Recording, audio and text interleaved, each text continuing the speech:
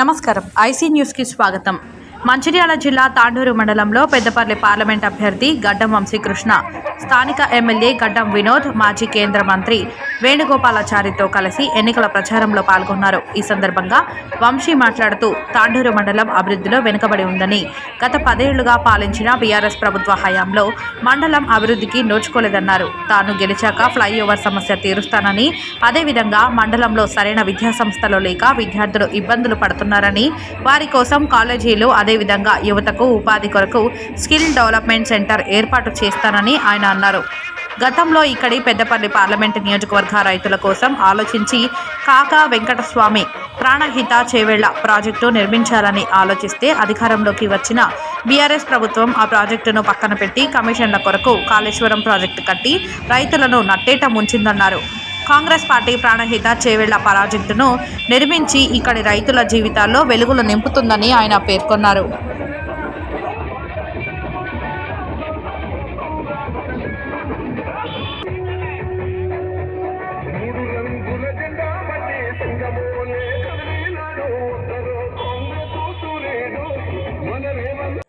గత 70 సంవత్సరాల అనుబంధం పెద్దపల్లి ప్రజలతోటి అనేక సేవా కార్యక్రమాలు చేసిన పెద్దలు కీర్తిశేషులు కాకా వెంకటస్వామి గారిని ఒకసారి గుర్తు చేసుకోవడం చాలా అవసరం. ఎందుకంటే తెలంగాణ వస్తే మన బతుకులు మారిపోతాయి, మన జీవితాలు మారిపోతాయి అని చెప్పి తొలి ఉద్యమంలో 1969 ఉద్యమంలో కూడా బుల్లెట్ గాయాలను కూడా లెక్క చేయకుండా తెలంగాణ కోసం పోరాడిన యోధుడు కాకా వెంకటస్వామి గారు అని చెప్పి ఒకసారి గుర్తు చేస్తున్నాను.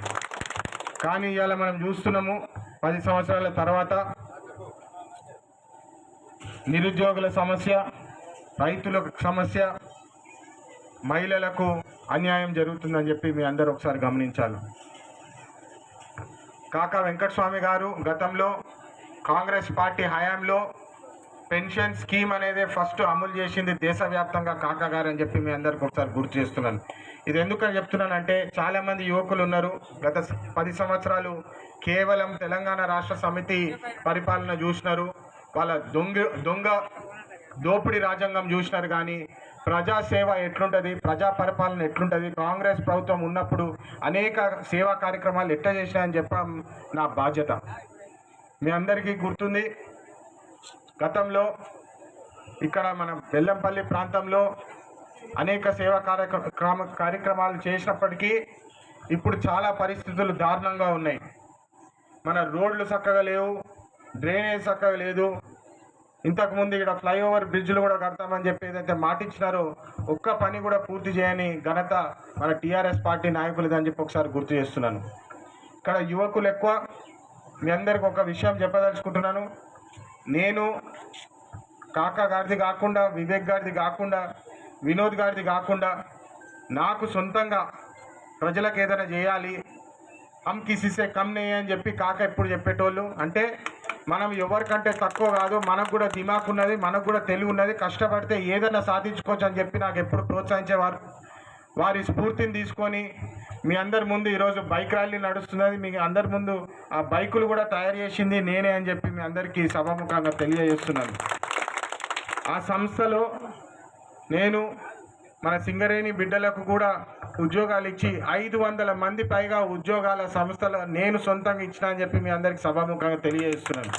ఇది ఎందుకు చెప్తున్నానంటే గతంలో యువకులు వస్తే బాగుంటుంది, వాళ్ళు సాటి యువకులకు మంచి చేస్తారని చెప్పి ఆశతోటి యువకులను గెలిపించినారు. కానీ మనం చూసినాము వాళ్ళు చేసిన దౌర్జన్యాలు, దోపిడీ రాజ్యాంగము ఇక చాలు. మీ అందరూ గత 4 నెలల క్రితం ఎట్లయితే కాంగ్రెస్ పార్టీని పెద్ద ఎత్తున గెలిపించుకున్నారో అదేవిధంగా మీరు వచ్చే నెలలో పార్లమెంట్ ఎలక్షన్స్ వస్తున్నాయి. మీ అందరి ఆశీర్వాదం నాపై ఉంటే ఖచ్చితంగా పార్లమెంట్లో మన కోసం నిధులు పోరాడి మరీ తీసుకొస్తామని చెప్పి మీ అందరికీ ప్రముఖంగా తెలియజేస్తున్నాను.